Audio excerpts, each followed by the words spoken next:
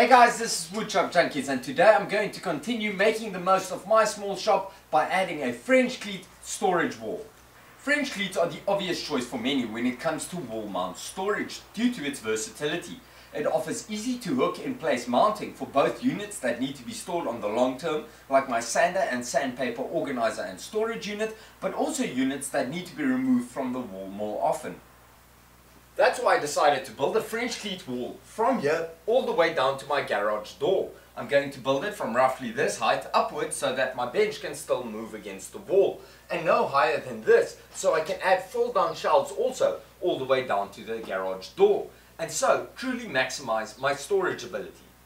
Now, a French cleat wall in itself is nothing too complex, but my focus when I was designing mine was making the installation as simple and straightforward as possible. A French cleat wall that can be installed by one person with minimal effort. How I hope to achieve this, I will get to in a moment, but first I'm going to size up all the components.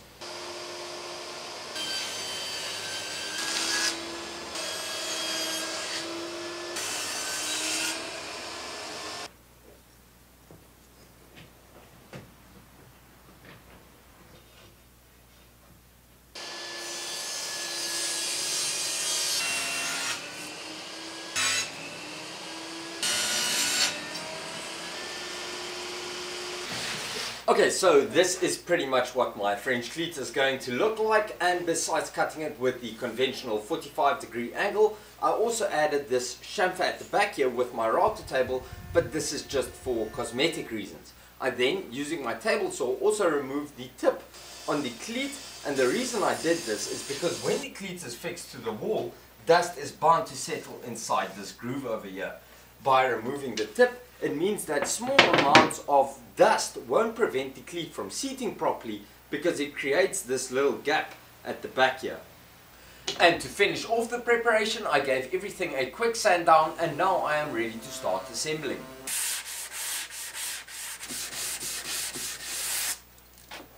So to fix the cleats to the wall, I had one of two options. I could either fix the cleat directly to the wall like this, or I could install a plywood backing or wood backing and fix the cleats to that. I chose the latter for two reasons. Firstly, fixing the cleats directly to the wall is going to involve a lot of drilling into the bricks, which I'm not particularly a fan of. Secondly, the wall is not 100% flat, and I don't want my cleats following the contour of the wall.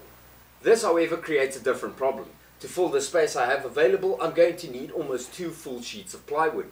When the cleats are fixed, it's going to be heavy and awkward to handle as one person. So to overcome this, I decided to break it up into 4 smaller and easier to handle panels. Now, this is all the components that's going to be making up each panel. I've got my plywood backing, my French cleat, and then some bracing for the back. I'm going to assemble 4 of them complete, and then I can jump on getting it fixed to the wall.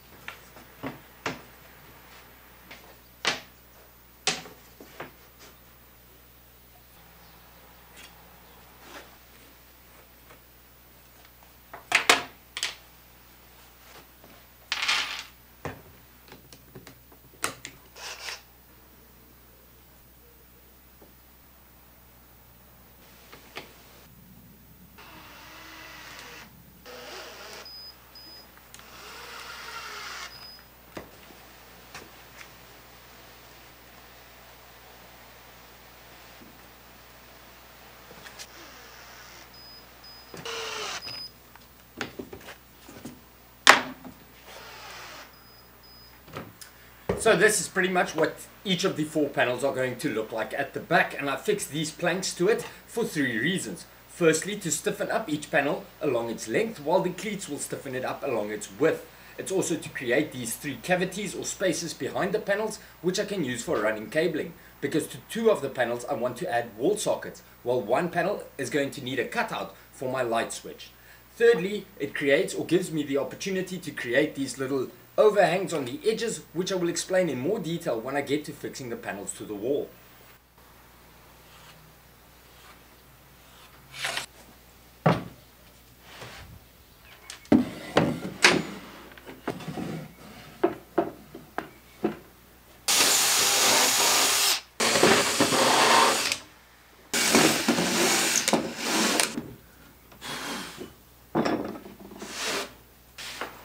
Now, as you may be able to guess, I plan on fixing the cleats from the back of the panel, and the reason I decided to do this, despite it being a bit more labored, I think it will look a bit nicer when the panel is fixed to the wall, because it will limit the amount of visible screws.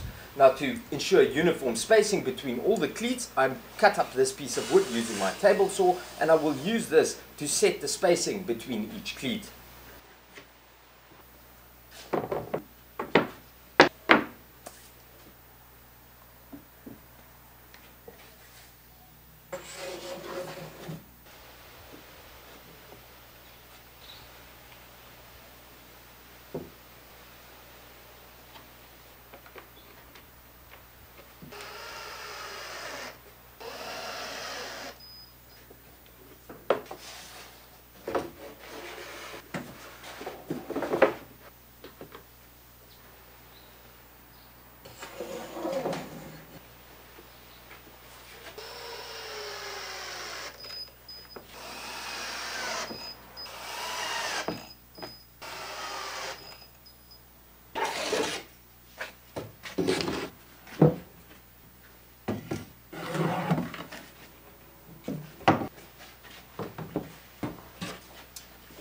So this is pretty much what my French cleat panel is going to look like. Now I can quickly assemble the other 3 and then start getting it onto the wall.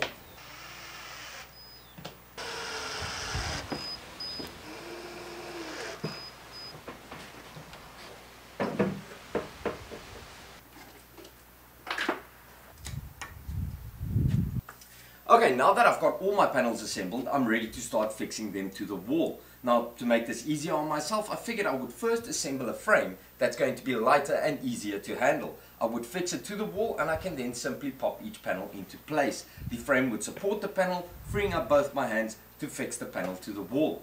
Or that's the idea at least.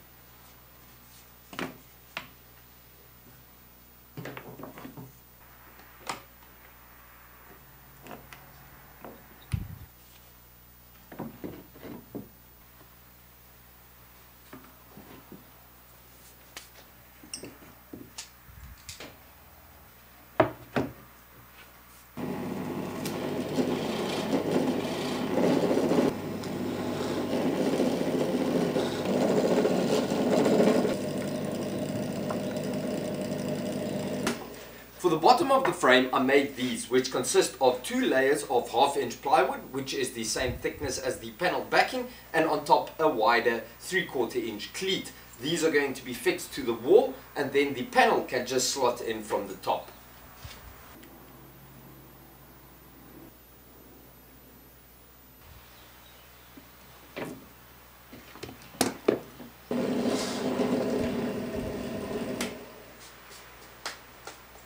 And these brackets will form the upright parts of the frame. It is 2 layers thick, and just like the panel, it was assembled with a slight overlap, but the inverse of the panel, which means that when this is fixed to the wall, the panel will be able to slide in from the side.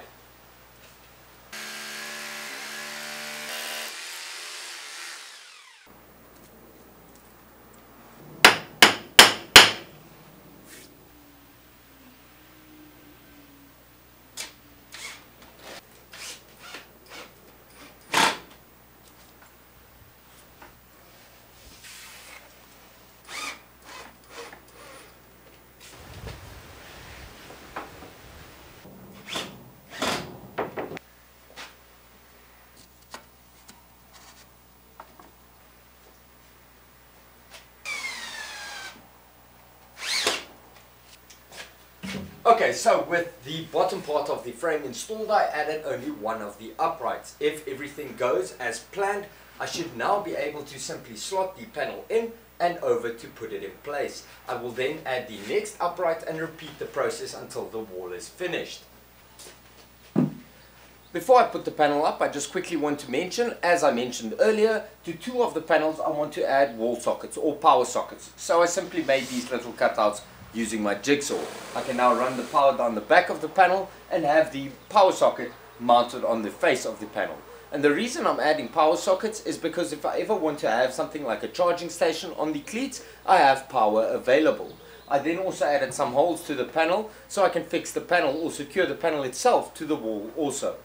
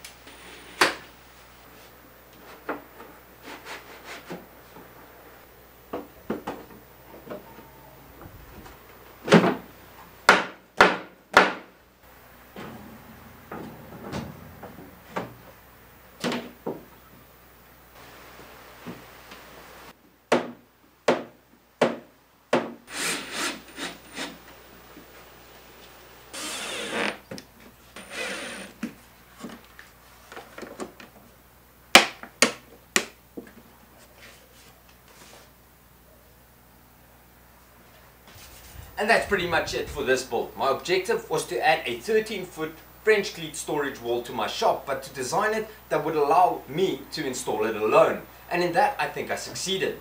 If I ever had to redo it, however, I would add small chamfers on the parts that need to fit together, because some of them were a bit stubborn, hence the need for the mallet.